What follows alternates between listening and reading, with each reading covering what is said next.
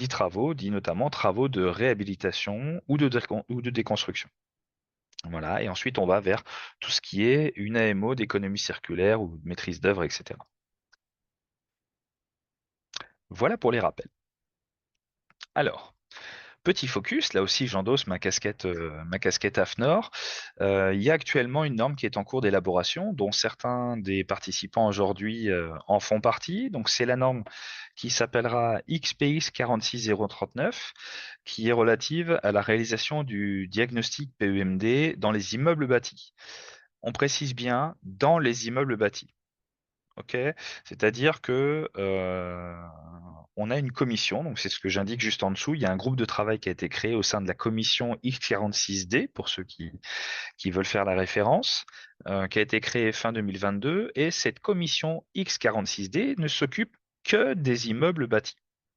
C'est pourquoi cette norme ne s'intéresse qu'aux immeubles bâtis. Alors, un immeuble bâti, je vous invite à regarder dans la réglementation la définition exacte.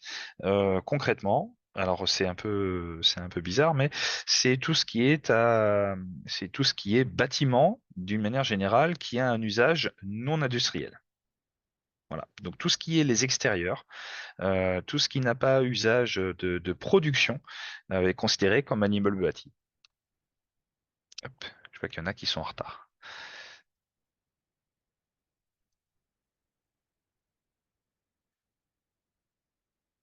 Alors, Cédric, qui venait de poser une question, je vais vous répondre tout à l'heure.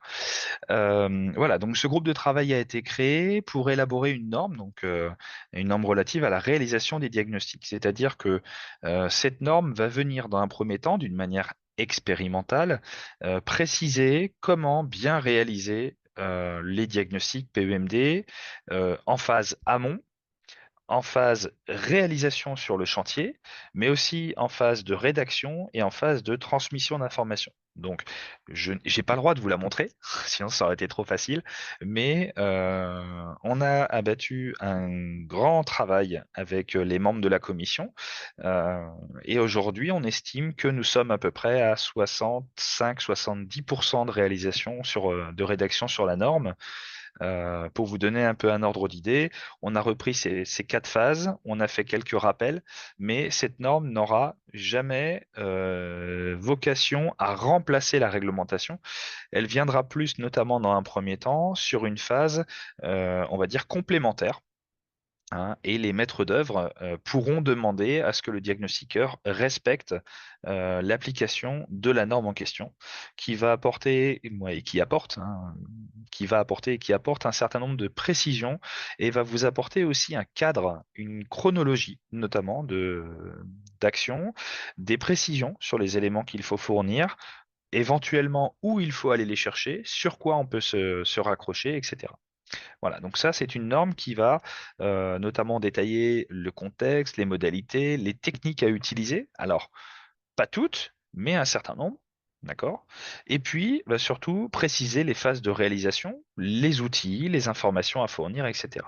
Donc, il va y avoir des annexes, hein, c'est ce que nous sommes en train de construire actuellement. Euh, et donc, cette publication, elle est pour l'instant prévue sur fin 2025. Théoriquement, d'ici janvier à février, on devrait avoir terminé la phase rédactionnelle, euh, qu'on pourrait appeler rédactionnelle primaire, pour pouvoir ensuite envoyer cette norme en consultation, etc., etc. Voilà, puis suivre le déroulement de publication d'une norme. Voilà un petit peu où nous en sommes aujourd'hui. Petit aparté, cette commission compte aujourd'hui, si je me trompe pas, j'ai regardé ce matin, 48 participants. Bien entendu, tout le monde n'est pas là en même temps, et c'est un panel qui est réparti entre des diagnostiqueurs, des organismes de formation, des éditeurs de logiciels, des parties AMO. On a aussi des éco-organismes, on a aussi des représentants syndicaux. D'accord? Donc, on a vraiment un panel qui est relativement large pour pouvoir justement se dire que bah, ce qui est mis dans la norme correspond au plus grand nombre et permet de faire ce qu'on appelle un consensus. Voilà. Donc, comme je vous disais, publication de cette norme prévue sur fin 2025. Effectivement, si je me mets pas dessus, on va pas y arriver. Donc ça, c'était en France. Maintenant, au niveau européen, il faut savoir qu'il y a eu une commission AFNOR P01E, alors créée, on va dire étoffée plutôt, hein, le terme n'est pas exact. Et cette commission AFNOR P01E, d'ailleurs, vous pouvez retrouver les éléments de ce que je suis en train de vous dire directement sur le site de l'AFNOR. Hein. Si vous tapez commission X46D, vous allez tomber directement sur les définitions, les applications, les personnes qui sont membres de ces commissions, et notamment cette commission P01E qui est relativement conséquente. Hein. Quand on voit ça, on se dit qu'il n'y a pas forcément énormément de monde, et en fait, c'est une des commissions les plus importantes à l'AFNOR.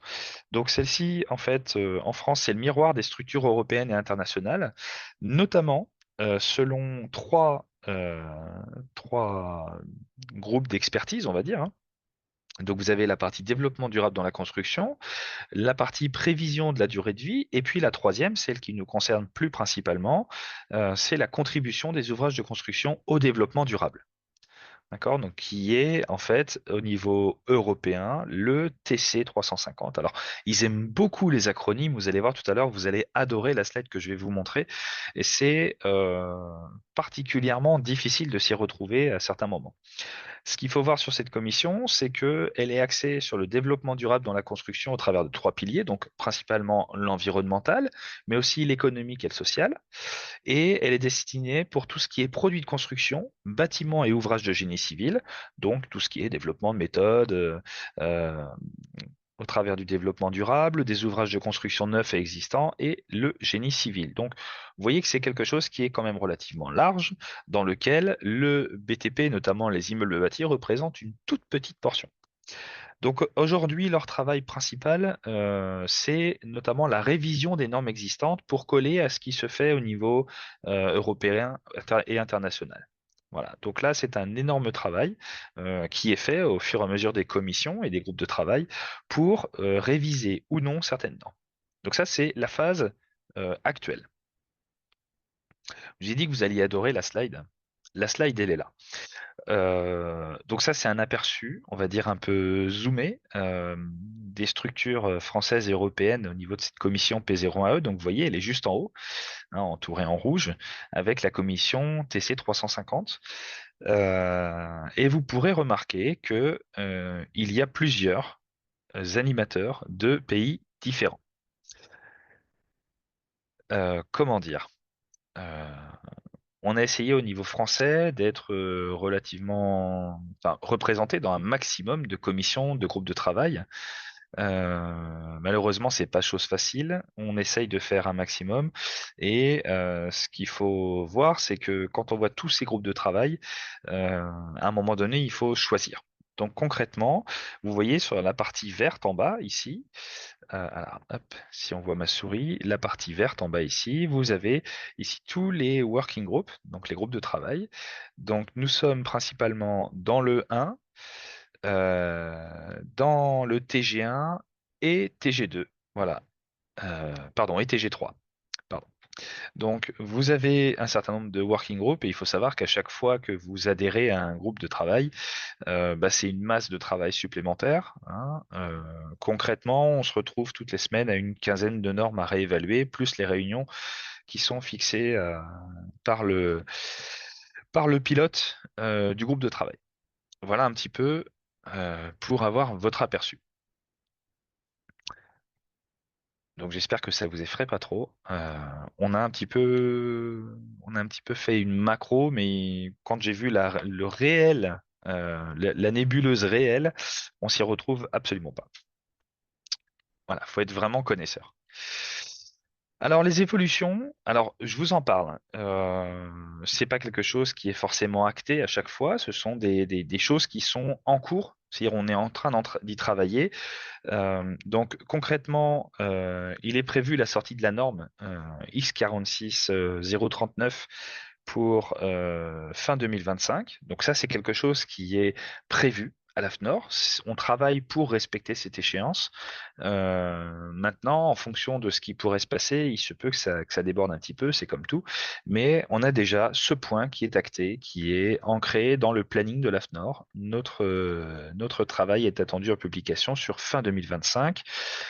Cette norme, toujours, va ensuite avoir une période d'expérimentation et en fonction de l'expérimentation, pourra devenir une norme NF, notamment. Voilà.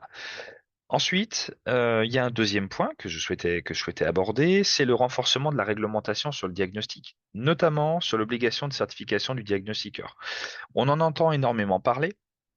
Et il y a aujourd'hui des discussions qui sont en cours auprès de la DHUP avec l'appui d'organisations syndicales pour justement se dire, bah voilà, c'est bien, on a rendu le métier émergent, on a apporté un certain nombre d'éléments sur ce métier.